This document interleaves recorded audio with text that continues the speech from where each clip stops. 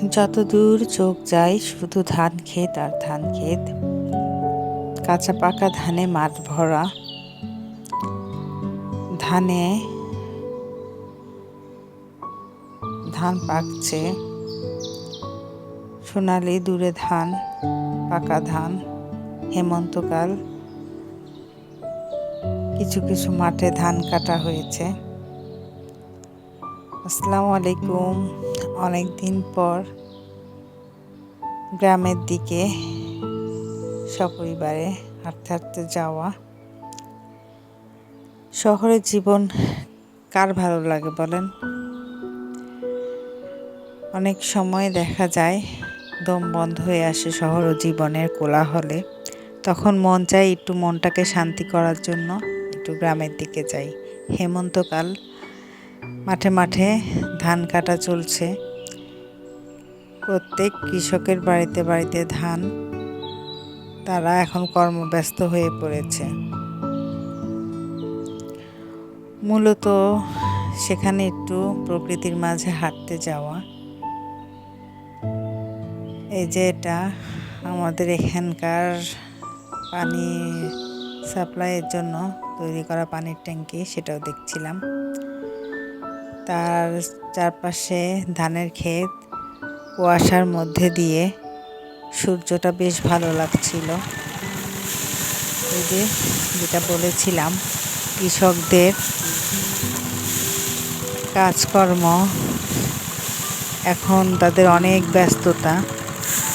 ধান মাড়াই করা দেখছিলাম, সেজন্য কিছুক্ষণ এখানে থেমে গেলাম এবং ভিডিওটা করলাম।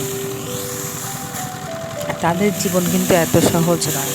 ধান কাটলো, ধান মাড়াই করছে, ধান সংগ্রহ করবে, কত কষ্ট করে তারা আমাদের মুখে আহার জোগানোর জন্য কতই না কষ্ট করে। এরপরে কিছু দূর আগতে দেখলাম কিছু মুরব্বী মানুষ গ্রামের চায়ের দোকান যেটা বলে, সেখানে কথা বলছিল। আমাকে জিজ্ঞাসা করছিল আমার বাড়ি কোথায়, এবং তাদের অনেক প্রশ্ন ছিল। পরে বললাম যে আমি ভিডিওটা করব আমার চ্যানেলে দেওয়ার জন্য। তারা খুব আগ্রহী। এই যে এখানে এক মুরব্বি চা বানাচ্ছে, এবং যেটাকে বলে গ্রাম্য আড্ডা, এরকম দোকানেই গ্রামের মানুষ, বয়স্ক মানুষ তাদের সময়গুলো কাটায়। বিকালের সময়টা এখানেই তারা কাটায়। শহরের জীবনে যারা অভ্যস্ত, তারা এই যে একটা শেষ বয়সের মজাটা, এটা নিতে পারে না। কারণ বেশিরভাগ দেখা যায় কেউ বৃদ্ধাশ্রমে যায়, আর যারা বাসায় থাকে একদম বন্দি জীবন যাপন করে। যাই হোক, পরবর্তীতে আবার ফিরে আসছিলাম। তারপরে রাস্তার মধ্যে কিছু হাঁস দেখলাম। হাঁসগুলো বাড়ির দিকে যাচ্ছিল, যার হাঁস সে বাসার দিকে নিয়ে যাচ্ছে। তারপর অবশেষে ভ্যানে উঠলাম। ছেলেমেয়েরা আর হাঁটতে চাচ্ছিল না। তারপর ভ্যানে উঠে বাসার দিকে, বাড়ির পথে রওনা। আমাদের এখানে যাতায়াতের জন্য রিক্সা আছে, তবে ভ্যানটা বেশি চলে এবং এতে সুবিধা আছে। এটাতে সবাই মিলে একসাথে চড়া যায় এবং অনেক আনন্দ পাওয়া যায়। এটা ঠিক, অনেক আনন্দ পাওয়া যায়। এবং চারিদিকটা দেখছিলাম, ভিডিওটাও করছিলাম।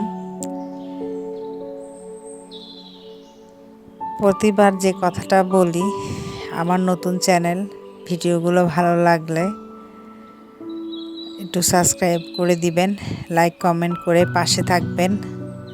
যদি কোনো ভুল থেকে থাকে সেটাও জানাবেন।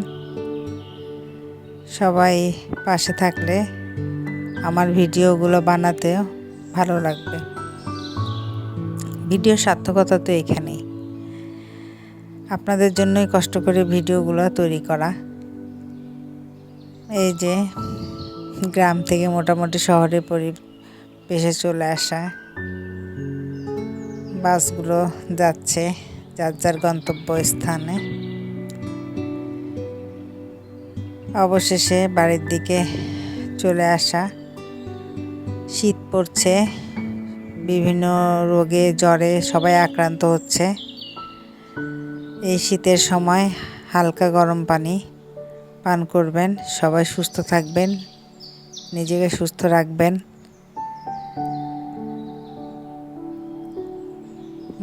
আমাদের সবার জন্য দোয়া করবেন যেন সুস্থ থাকতে পারি।